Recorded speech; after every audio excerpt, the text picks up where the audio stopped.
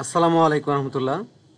আজকের টিউটোরিয়ালটা তাদের জন্য যারা ইউটিউব নিয়ে স্বপ্ন দেখে, ইউটিউবিং করে নিজেকে এস্টাবলিশড হতে চায়, নিজেকে প্রতিষ্ঠিত করতে চায় ইউটিউব প্ল্যাটফর্মে, তাদের জন্য, এবং যারা নিউ বিগিনার একদমই তাদের জন্য। তো ইউটিউবিংটা যেভাবে শুরু করা উচিত, যা যা করা উচিত, একটু ডিটেলস আমি আলোচনা করব। আজকে টিউটোরিয়ালে প্র্যাকটিক্যাল কাজের থেকে থিওরিক্যাল কথাগুলোর গুরুত্ব সবচাইতে বেশি। আর এই কথাগুলো বোঝানোর জন্য জাস্ট আমি একটা চ্যানেল ওপেন করে নিচ্ছি। সর্বপ্রথম দেখতে পাচ্ছেন বেলাল হোসেন এসটিসি, এটা হচ্ছে আমার একটা ইমেইল। এই ইমেইলে আমি একটা ইউটিউব চ্যানেল ক্রিয়েট করেছি। এখন আমি ইউটিউব চ্যানেলটা ওপেন করব। আমার যে ইউটিউব চ্যানেলটা, আমাকে কি কি করতে হবে, কি কি করতে হবে না, সব কিছু নিয়ে আজকে আপনাদের সাথে আমি শেয়ার করব। তো মোটামুটিভাবে বলা চলে, সর্বপ্রথম একদম নতুন ইউটিউবারদের জন্য যে কাজটা করা জরুরি সেটা হচ্ছে একটা চ্যানেলকে কাস্টমাইজ করা। তো দেখতে পাচ্ছেন আমি আমার চ্যানেলটাকে একটু ভিউ চ্যানেলে প্রেস করে চ্যানেলটাকে ওপেন করে নিলাম। বাস আমার আসসালামু চ্যানেলটা কি আলাইকুম হয়ে গেল, রহমতুল্লাহ। ওপেন হয়ে গেল। আমি এখন মোহাম্মদ বেলাল ভিডিওটাকে আমি হোসেন। একটু পজ রাখবো, নাহলে সাউন্ড আপলোড হবে। আমি যদি কাস্টমাইজ অপশনে প্রেস করি তাহলে অবশ্যই দেখতে পাবেন সুন্দরভাবে চ্যানেলটা আমি কাস্টমাইজ করে রেখে দিয়েছি। একটু নেট স্পিড স্লো, এখানে ঘুরপাক খাচ্ছে। তো কাস্টমাইজ করতে হয় কেন, কাস্টমাইজটা কেন করতে হয় সেটা আগে বুঝতে হবে। কাস্টমাইজ করার উদ্দেশ্য হলো, আমি আপনি যদি বুঝি যে আপনার ইউটিউবে কোন ধরনের ভিডিও আপলোড হবে, হ্যাঁ, এটা একটা জিনিস। আর ইউটিউব অ্যালগরিদম বোঝা সেটা আর একটা জিনিস। আর কাস্টমাইজ হচ্ছে ইউটিউব প্ল্যাটফর্মে আপনার চ্যানেলটার যে প্রাথমিক যে স্টেপসগুলো আছে, যেখানে যা করণীয়, সাজিয়ে রাখা, সাজিয়ে তোলা, এই সব কিছুকে একত্রে আমরা কাস্টমাইজ হিসেবে অভিহিত করে থাকি। এটাকে আমরা কাস্টমাইজ বলি। পাশাপাশি ইউটিউব অ্যালগরিদমে কাস্টমাইজের একটা গুরুত্ব আছে। এখানে দেখতে পাচ্ছেন কাস্টমাইজের জন্য আমি কি একটা ব্যানার পিকচার দিয়েছি, একটা প্রোফাইল পিকচার দিয়েছি, এরপর একটা চ্যানেলের নাম দিয়েছি ডিএম কোড বক্স, এরপর আমি হ্যান্ডেল নেমটাও তাই রেখে দিয়েছি। তারপর হচ্ছে একটা ডিসক্রিপশন দিয়েছি। অর্থাৎ এই যে কাস্টমাইজ অপশনের সবচেয়ে গুরুত্বপূর্ণ বিষয় হচ্ছে ডিসক্রিপশন। ডিসক্রিপশনটা আমি কেন দিলাম, আমি আপনি যদি বুঝতে পারি, আমরা যারা অফলাইনে এই ভিডিওগুলো দেখি, যদি বুঝতেও পারি যে এই চ্যানেলে খেলাধুলা ভিডিও পোস্ট করে, এই চ্যানেলে ইসলামিক ভিডিও পোস্ট করে, এই চ্যানেলে কমেডি ভিডিও পোস্ট করে, ফানি ভিডিও পোস্ট করে, আমি আপনি যদি বুঝিও, আমার আপনার কিছু যায় আসে না। বুঝতে হবে কাকে, ইউটিউবকে। ইউটিউব অ্যালগরিদম যদি বুঝতে পারে যে আপনার চ্যানেলটা কোন ক্যাটাগরির, তাহলে আপনার পাবলিশকৃত ভিডিওগুলো তাদের কাছে পৌঁছে দেবে যারা এই টাইপের ভিডিওগুলো খুঁজে বেড়ায়, ইউটিউবে সার্চ করে, পর্যাপ্ত পরিমাণ কাঙ্ক্ষিত কিওয়ার্ড দিয়ে সার্চ করে, তাদের কাছে ইউটিউবটা পৌঁছে দেয়। এ হচ্ছে কাস্টমাইজেশনের গুরুত্ব। মূলত কাস্টমাইজ বলতে বোঝায় হচ্ছে চ্যানেলটাকে banner picture, cover picture, description এবং এসইওর মাধ্যমে কাস্টমাইজ করে তোলা। এটা হচ্ছে কাস্টমাইজের সবচেয়ে বেশি গুরুত্ব। এরপর যে জিনিসটা আমরা গুরুত্ব দিতে পারি সেটা হচ্ছে হোম ট্যাব। আমি আপনাদেরকে একটু আমার লাইট শটের মাধ্যমে মার্ক করে বোঝানোর চেষ্টা করছি। আমি প্রতিনিধি বলে থাকি, লাইভ ক্লাসের মতো আমি আমার টিউটোরিয়ালটা সাজানোর চেষ্টা করি যেন নতুন অডিয়েন্সদের কাছে সবচেয়ে অ্যাকসেপ্টেবল হয়। আগের বারে দেখতে পাচ্ছেন এখানে আমি কি লিখেছি, প্রোফাইল। দেখতে পাচ্ছেন এখানে প্রোফাইল, আর তার ডান পাশে আছে কি, ট্যাব, হোম ট্যাব। প্রোফাইলে আমরা সমস্ত চ্যানেলটাকে কি করেছি, সাজিয়ে নিয়েছি। এখন আমাদের কাজ হচ্ছে হোম ট্যাবে।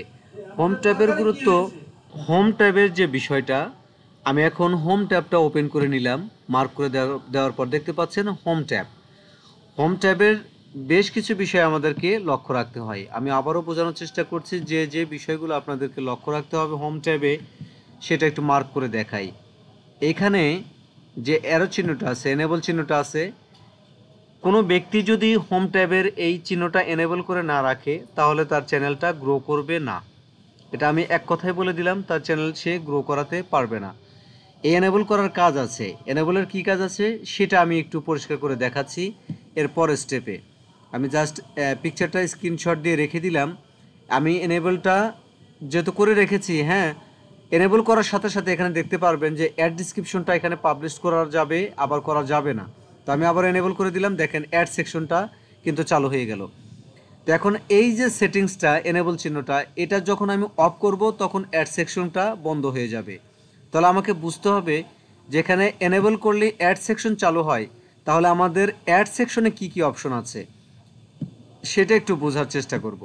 জাস্ট লেআউট অ্যাড সেকশন এইটুকু অংশে এখানে কি কি থাকতে পারে, যখন আমরা এনেবল চিহ্ন অন করি তখনই কেন অ্যাড সেকশনটা এরকম হয়ে যায় সেটা এখন বোঝার চেষ্টা করব, বা এখানে কি আছে সেই জিনিসটা এখন খোঁজার চেষ্টা করব।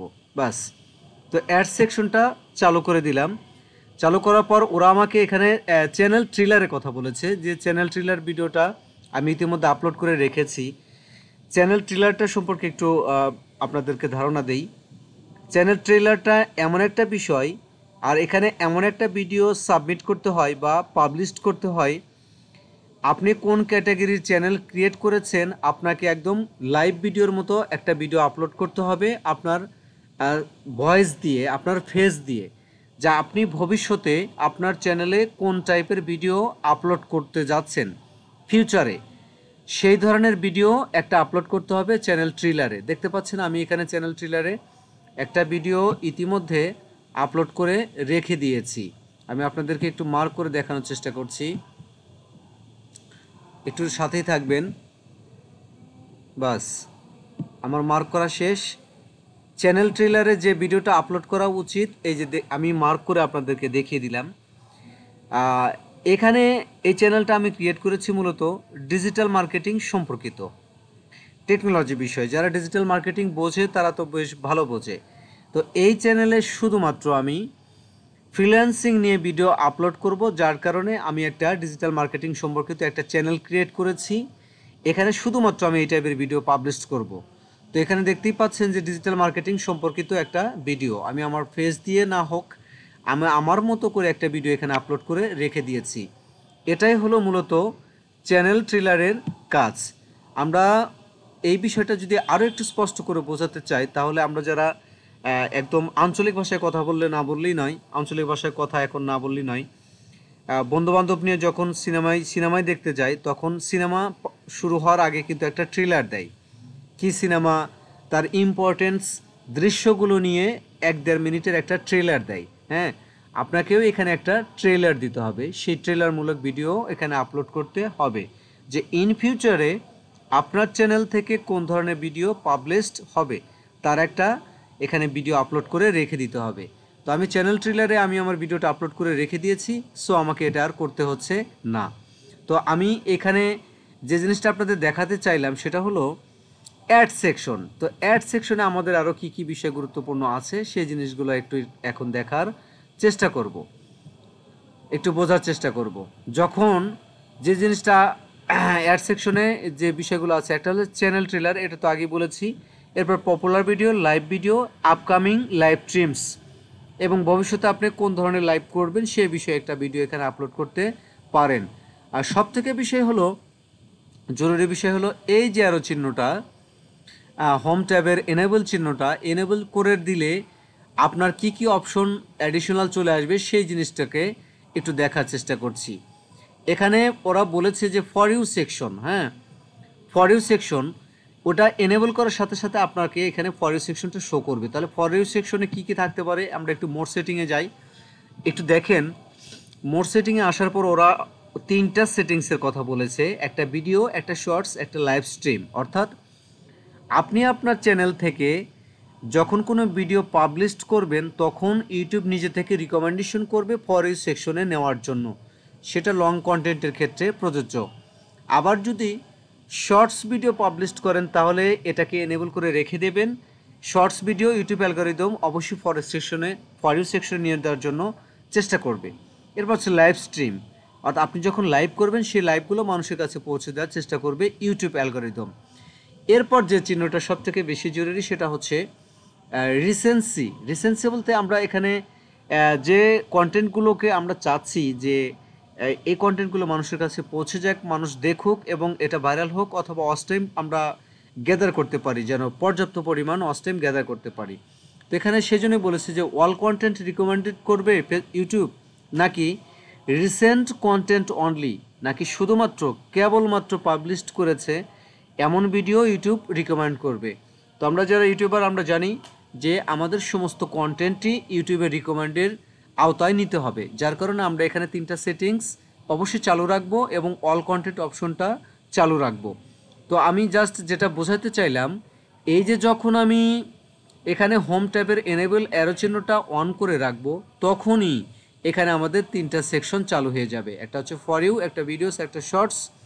এই ফর ইউ সেকশনে গিয়ে এই সেটিংসটা আমাদেরকে যখন ওইখানে এনেবল করব, তখন এই 3টা চিহ্ন আমাদেরকে আর নতুন করে চালু করতে হবে না। যখন ওইখানে এনেবল চিহ্ন চালু করব না, তখন আমাদের এইখানে এনেবল চিহ্নটা অবশ্যই আর শো করবে না। তখন আমাদের কন্টেন্টগুলো ইউটিউব অ্যালগরিদম মানুষের কাছে সাজেস্টেড করবে না বা পৌঁছে দেবে না, যে কারণে অনেক কন্টেন্ট ক্রিয়েটর দিনের পর দিন আস্থার সাথে বিশ্বস্ততার সাথে কাজ করেও সফলতা পাচ্ছে না। তো কাস্টমাইজ করার পর হোম ট্যাবের কাজটা হচ্ছে দ্বিতীয় নাম্বার, অর্থাৎ 2 নাম্বার কাজ। 3 নাম্বার কাজটা হলো, আপনি যে ক্যাটাগরির চ্যানেল ক্রিয়েট করে থাকেন না কেন, আপনাকে প্রতিদিন একটা করে লং ভিডিও আপলোড করতে হবে। কমপক্ষে 1 মাসে 24টা লং ভিডিও আপলোড করতে হবে। প্রতিদিন শর্টস ভিডিওর ক্ষেত্রে 2 থেকে 3টা আপলোড করতে হবে।